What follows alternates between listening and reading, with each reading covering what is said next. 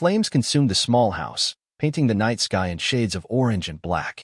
Smoke billowed through shattered windows, swallowing everything in its path. A baby's cries echoed in the distance, barely cutting through the roaring inferno. Beyond the burning wreckage, a shadow moved swiftly through the trees, carrying someone, wrapped tightly in a blanket. The figure hesitated for just a moment before placing the child on the damp forest floor. Then, without a word, the stranger vanished into the night. For years, Emma believed she had survived that fire, miraculously rescued from the flames. But she was wrong. Emma had lived her entire life believing that she was lucky. That was what her parents had always told her. The fire had taken everything, her biological parents, her home, her past, but she had been saved. She had been given a second chance. Her adoptive parents never spoke much about that night. Whenever she asked, they would exchange quick glances before offering vague responses. It was a tragedy, her mother would say. You were too young to remember, her father would add. Those were the same lines, repeated year after year, as though they had been carefully rehearsed. Yet, something had always felt wrong. She had never been burned, yet fire terrified her in a way she could not explain. The crackling of wood, the scent of smoke, it all sent shivers down her spine. Even as a child, nightmares haunted her. She would wake up breathless, the image of tall trees surrounding her and the sensation of being carried through the darkness lingering in her mind. But those were just dreams, right? Everything changed the night she found the newspaper. The attic was filled with dust and forgotten belongings. Her mother had asked for help sorting through old boxes, a task Emma had agreed to half-heartedly. Most of it was junk. Old clothes, Christmas decorations, outdated electronics. But one box stood out. It was shoved far into the corner, as though someone had wanted to forget it existed. Inside, she found stacks of old newspaper clippings. At first, she thought nothing of them. But as she flipped through, one headline made her freeze. Tragic house fire claims family.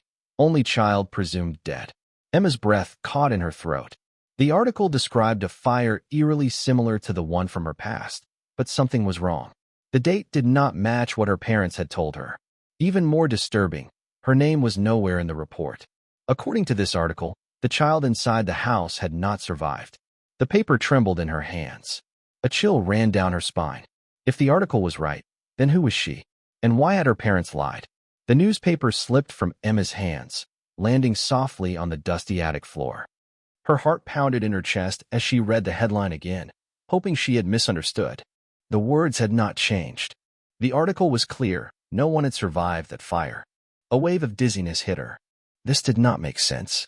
She had always been told that firefighters had rescued her from the flames, that she was the only one who had made it out alive.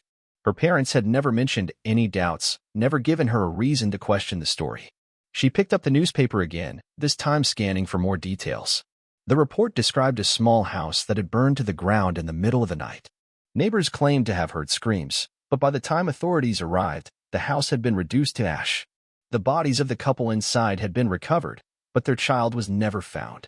Emma's fingers curled tightly around the fragile paper. If the child had never been found, then how could she be here? The attic suddenly felt too small, the air too thick. Pushing herself up, she rushed downstairs, her mind racing. Her mother was in the kitchen, humming softly as she washed dishes. Emma's breath was unsteady as she stepped forward, gripping the newspaper in one hand. "Mom," she said, her voice barely above a whisper. "What is this?"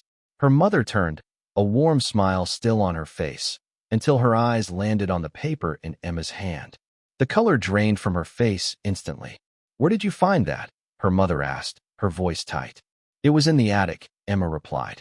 "Why is the article saying that the child in the fire did not survive?" Her mother opened her mouth, then closed it again.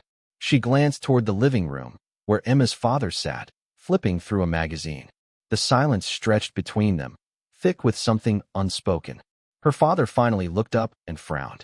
"Emma, it is late. This is not important right now." Emma's stomach twisted. Their reactions told her everything she needed to know. They were hiding something. She took a step closer, her grip tightening on the newspaper. "You always told me I was rescued from that fire. But according to this, there were no survivors." She paused, her voice shaking. "If I was not in the house, then where did I come from?" Her mother lowered her gaze. Her father let out a slow breath. "Emma, please, just let this go." Her heart pounded harder. "I cannot just let it go." I deserve to know the truth. Her father's hands clenched into fists, but his voice was softer when he spoke.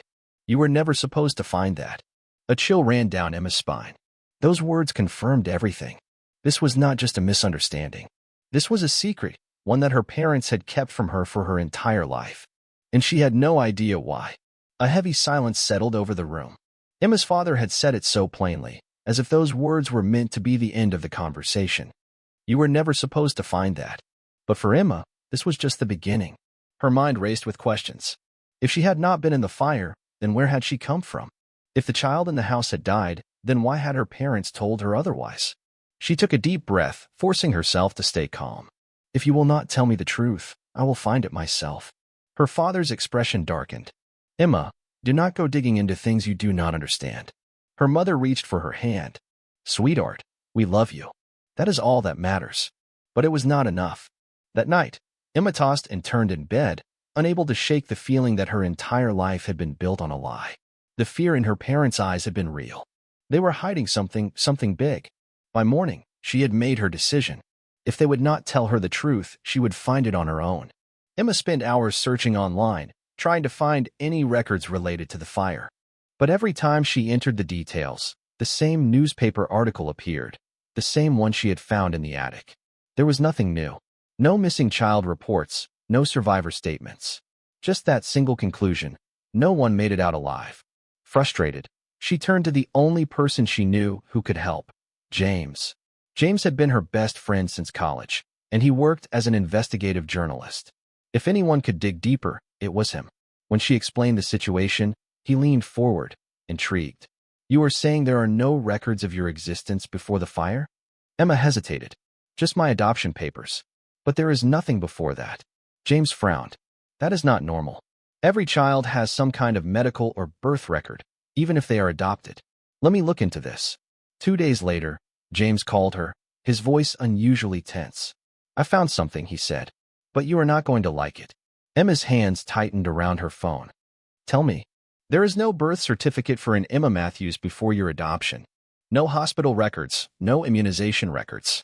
It is like you did not exist before you were 3 years old. Emma's breath hitched. That is impossible. I also found an old police report from the night of the fire, James continued. Emma, you were never in that house. Silence stretched between them. Her heart pounded violently as she whispered, Then where was I? James exhaled. According to the report, you were found abandoned in the woods nearby. The world seemed to tilt around her. She had not survived a fire. She had been left behind. Emma's grip on the phone tightened. The words found abandoned in the woods echoed in her head, making her stomach twist. She had spent her whole life believing she was the sole survivor of a tragic fire, miraculously saved by firefighters. But now, reality was shifting into something far more unsettling. She had not been in the fire at all.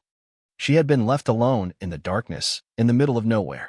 Who found me? She asked, barely recognizing her own voice. James hesitated. The report says a police officer discovered you while searching the area for survivors. He heard crying and found you wrapped in a blanket, a few hundred yards away from the burning house. Emma swallowed hard. Then someone put me there. Someone wanted me to be found. James sighed. That is what I am thinking too. Someone carried you away from that fire and left you in a place where you would be safe. But why? Emma closed her eyes, trying to force herself to think clearly. Her whole body felt numb. Her parents had lied to her. But whoever had left her in the woods, they had saved her. Or had they?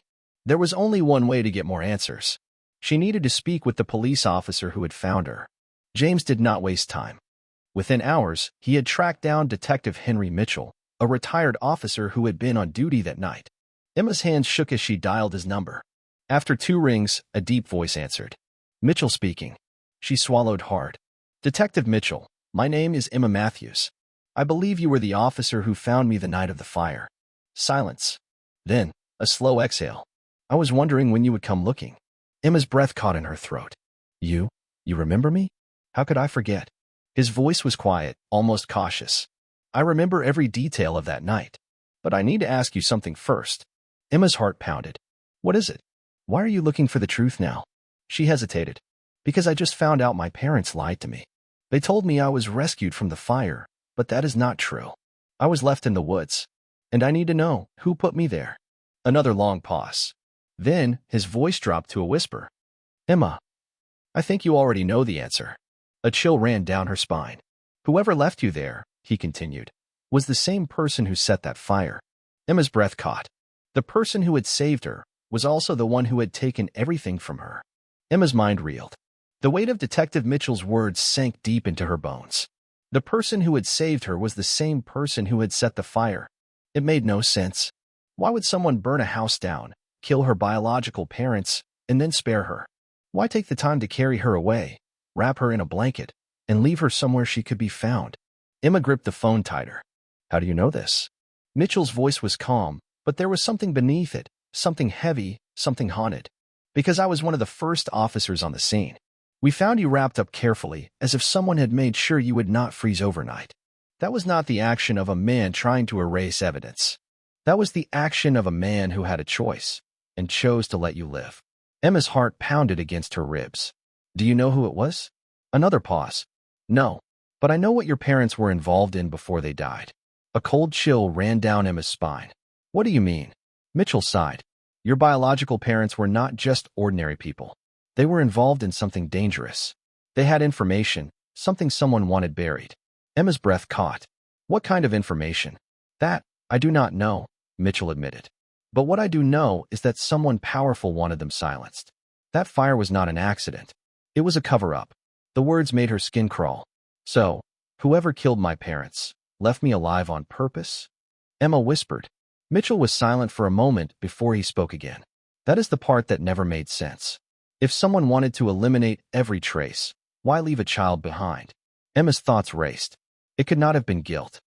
Someone capable of setting a fire to erase an entire family would not suddenly develop a conscience. No, it had to be something else. What if she had not just been a witness? What if she had been the reason the killer had hesitated? Emma's fingers trembled as she took notes, trying to process it all. But something in Mitchell's tone told her he was not finished. There is one more thing, he said. I have been retired for a long time, but every now and then, I still look at old cases. Last year, I came across a strange piece of information. Emma swallowed hard. What was it? Mitchell hesitated before answering. Someone else has been looking for you. Emma's blood ran cold. What do you mean? She whispered. I mean, Mitchell said slowly, someone has been asking questions. Someone who should not be. A lump formed in her throat. Do you know who? No, he admitted. But whoever it is, they are not finished with you yet. Emma's stomach twisted into knots. Someone had been watching. Someone still cared about what she knew. And that meant one terrifying thing. This story was not over. It was just beginning.